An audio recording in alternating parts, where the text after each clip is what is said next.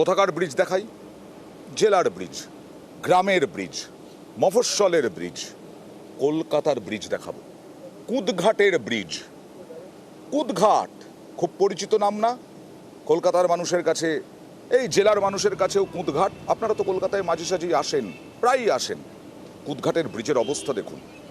50 বছরের কুদঘাটের টালি নালা ব্রিজ বেহাল, বেহাল, সংস্কার হয় না। 114 নম্বর ওয়ার্ড, কলকাতা পুরসভার একদিকে 115 নম্বর ওয়ার্ড। আর এখানে রয়েছে কুদঘাট মেট্রো স্টেশন। ভাবা যায় এরকম একটা গুরুত্বপূর্ণ জায়গা। কথা বলবো প্রতিনিধি বিশ্বজিতের সঙ্গে। এই অবস্থা কেন? কেন 50 বছরে একটা কিছু হলো না?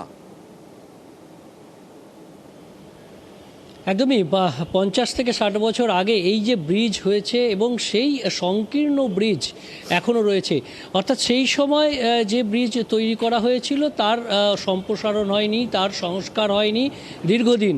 আর তাই সাধারণ বাসিন্দারা দাবি তুলছেন যে একদিকে পুটিয়ারি বাজার রয়েছে, অন্যদিকে মেট্রো স্টেশন রয়েছে, স্কুল রয়েছে। তাই যখন এই বাজার বসে এবং স্কুল মেট্রো ধরতে অনেকেরই মেট্রো মিস হয়ে যায়, কারণ ব্যাপক যানজট হয়ে যায়। একটা গাড়ি আসলে অন্য দিক থেকে আরেকটা গাড়ি আসতে পারে না, এতটাই সংকীর্ণ ব্রিজ।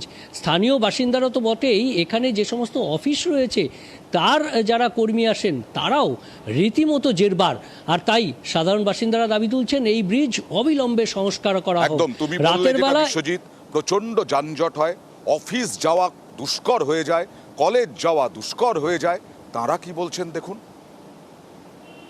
আমাদের এই যে ব্রিজটা দেখছেন এটা প্রায় 50 থেকে 60 বছর হয়ে গেছে। এখন গাড়ির সংখ্যা এত বেড়ে গেছে যে আপনার একটা গাড়ি পার হলে তবে একটা গাড়ি যেতে পারবে। টকটু মেয়রে বলেছিলাম যাতে ব্রিজটা সংস্কার হয় আর আমাদের এখানে একটু লাইটটা লাগানো যায়। সংস্কার হলো না, ওই কিছু পিচ লাগিয়ে দিলেন। টোটালি যদি বেশি করে পিচটা লাগাতো তবুও তো একটু ভালো হতো।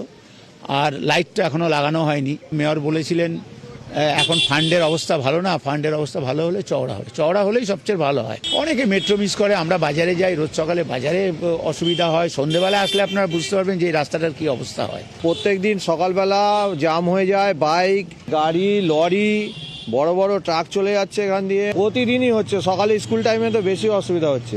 আমরা চাইছি ব্রিজটা যাতে একটু চওড়া হয়ে যায়। প্রচুরই ন্যারো ব্রিজ, ডেলি অফিস আসতে 10 থেকে 15 মিনিট তো এখানেই খেয়ে নেয়। অল টাইম এখানে আমাদের একটা ট্রাফিক ফেস করতে হয়। অনেক পুরোনো ব্রিজ, প্লাস ব্রিজটা রিপেয়ারও আমরা আজ অব্দি 5 বছর ধরে আসছি এই এরিয়ায়, আজ অব্দি রিপেয়ার দেখিনি। আপনি ওখানে হেঁটে যেতে পারবেন না, হেঁটে যাওয়া খুব জীবনের ঝুঁকি নিয়ে যেতে হয়, কোনো গাড়ি মাড়ি লেগে মেরে যেতে পারে। সাইডে যদি জায়গা না থাকতো তাহলে একটা অপশন থাকতো কি, ছিল জায়গা নেই, তাই জন্য ওটাকে বাড়ানো হচ্ছে না। বাট এখানে অনেক জায়গা আছে, দুটো মেজর এরিয়াকে এটা কানেক্ট করছে। ব্রিজটাকে একটু চওড়া করা দরকার। টকটু মেয়রে বলেছিলেন, তারপরেও কি বললেন? কিছুই হয়নি সেরকম ভাবে। এবং সন্ধেবেলা এলে বুঝতে পারবেন কি অবস্থা হয়। মেট্রো মিস হয়ে যায়। আবার যাব প্রতিনিধি বিশ্বজিতের কাছে। বিশ্বজিৎ, কার দায়িত্ব রক্ষণাবেক্ষণের এই কুদঘাটের টালা নালা ব্রিজটা? দেখো, কলকাতা পুরসভার মধ্যে যে সমস্ত ব্রিজ থাকুক, রাস্তা থাকুক, মুখ্যমন্ত্রী আগেই বলেছেন যে সমস্ত দায়িত্ব কলকাতা পুরসভাকে নিতে হবে।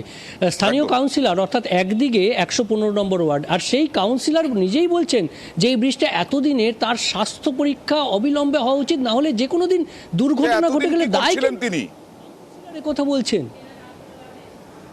এতদিন কি করছিলেন তিনি? বিশ্বজিৎ, আমি প্রশ্ন রাখছি তোমার কাছে। আমি কাউন্সিলর কি বলছেন আগে দেখাবো।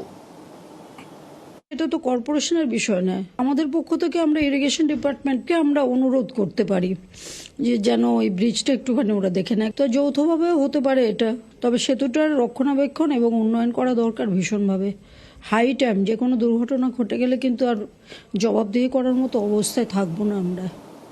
বিশ্বজিৎ, এটা তো অবাক হয়ে গেলাম, উনি তো বলছেন এটা কর্পোরেশনের বিষয় নয়।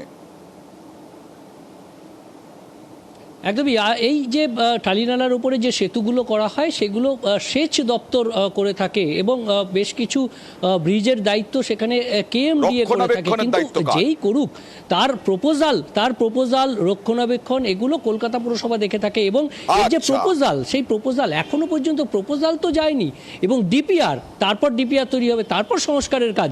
কিন্তু স্থানীয় বাসিন্দারা যে দাবি দীর্ঘদিন করছেন, কাউন্সিলরও মনে করছেন স্বাস্থ্য পরীক্ষা হওয়া দরকার, কিন্তু সেই প্রপোজাল, সেই প্রস্তাব, সেই ডিপিআর সেগুলো কারা করবেন, সেখানেই গড়িমসি। আর সেখানে স্থানীয় আচ্ছা। বাসিন্দাদের দাবি যে অবিলম্বে এই ব্রিজ সংস্কার করা। এই রকম ঝগড়া করে তো লাভ নেই, এরকম তরজা করে তো লাভ নেই। আসলে তো মানুষের উপকার করা আপনাদের দায়িত্ব, জনপ্রতিনিধি হোক, যে কোনো বোর্ড হোক। বড় চেয়ারম্যান কি বলছেন দেখুন।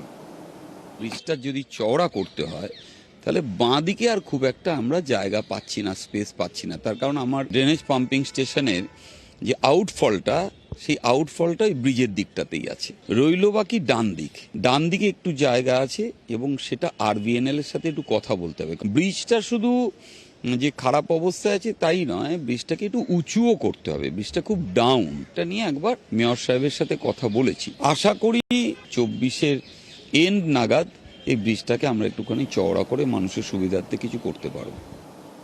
কি সুন্দর দেখুন, সবাই বলছে যে ব্রিজটা সংস্কার দরকার, কিন্তু কে উদ্যোগ নিচ্ছে না। অসাধারণ। মানুষকে এরকম নরক যন্ত্রণা কতদিন ভোগ করতে হবে সেটাই আমরা দেখব। তবে মেয়র সাহেবকে অনুরোধ করব, কিছু একটা করুন। এবার চলুন জলপাইগুড়িতে